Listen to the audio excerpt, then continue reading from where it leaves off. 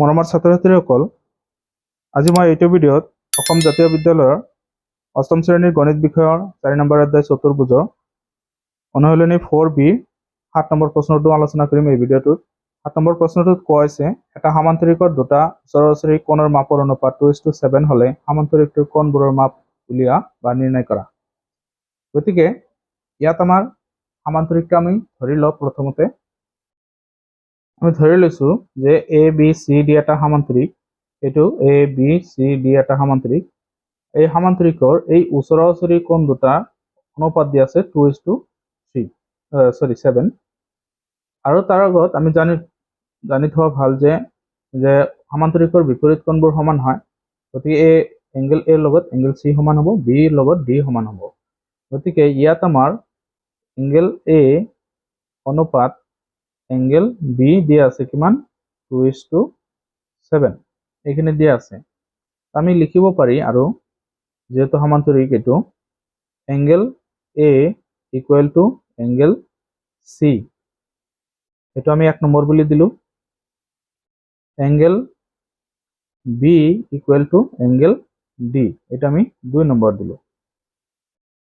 গতিকে ইয়াত দেখা যায় আছে যে বিপৰীত কোণবোৰ সমান। তো এতিয়া আমি কি কৰিম, এই দুটা কোণৰ মান আমি ধৰি লম। আকৌ ধৰা হল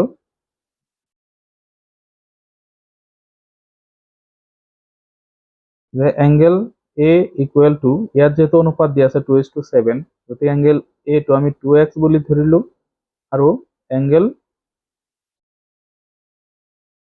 B ইকুৱেল টু আমি 7x বুলি ধৰিলো। এতিয়া আৰু এটা কথা যে সামান্তৰিকৰ এইটো যদি সামান্তৰিক হয়, সামান্তৰিকৰ ওচৰা-ওচৰি কোণ দুটাৰ সমষ্টি 180 ডিগ্ৰী হয়।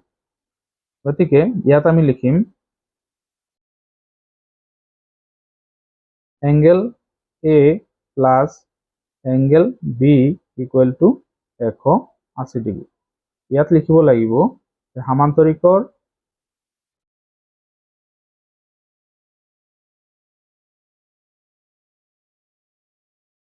ওচৰা-ওচৰি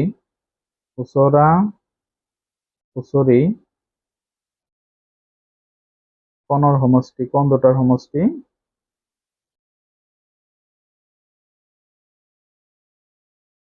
বা যোগফল 180 ডিগ্ৰী। এইখিনি লিখাৰ পিছত এতিয়া আমি এইটো 180 ডিগ্ৰী লিখিলো।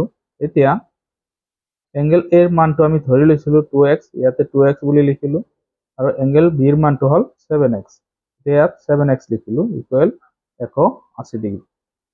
এতিয়া 2x আৰু 7x যদি আমি যোগ কৰো 9x হ'ব ইকুৱেল টু 180 ডিগ্ৰী। 9 যদি সোঁফালে যায় তেতিয়াহ'লে কি হ'ব, হৰণ হ'ব।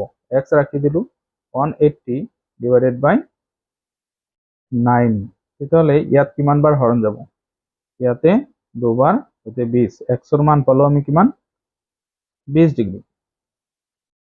এতিয়া আমি হেৰি কৰিম যে angle A equal to 2x বুলি ধৰিছিলো আমি, গতিকে ইয়াত কি হ'ব 2 into x ৰ মান পালো আমি 20 ডিগ্ৰী, গতিকে ইয়াত হ'ব এংগল A ৰ মান হ'ব 40 ডিগ্ৰী। তাৰপিছত এংগল B আমি কি ধৰিছিলো 7x বুলি ধৰিছিলো, 7 into x ৰ মানটো হ'ল 20 ডিগ্ৰী, গতিকে ইয়াত হ'ব আমাৰ 140 ডিগ্ৰী। গতিকে দুটা পালো, গতিকে A আৰু B পালো। গতিকে গোটেইকেইটা কোণ আমি যদি উলিয়াব যাওঁ, ইয়াতে আমাৰ যেহেতু 1 নম্বৰ আৰু 2 নম্বৰ দিয়া আছিলে, 1 নম্বৰ আৰু 2 নম্বৰত হেৰি আছিলে A আৰু C সমান, B আৰু D সমান। গতিকে আমি ইয়াতে কি পাম, গতিকে